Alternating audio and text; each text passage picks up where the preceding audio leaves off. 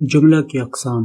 جملہ کی دو اقسام ہیں، نمبر 1 جملہ اسمیہ، نمبر 2 جملہ فعلیہ۔ جملہ اسمیہ، جملہ اسمیہ اس جملہ کو کہتے ہیں جس میں مسند اور مسند الیہ دونوں اسم ہوں اور جس کے آخر میں فعل ناقص آئے۔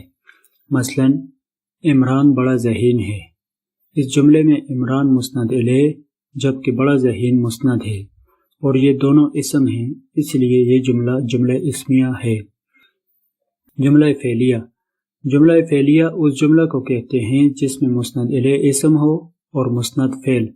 جملہ فعلیہ میں فعل ناقص کی بجائے فعل تام آتا ہے۔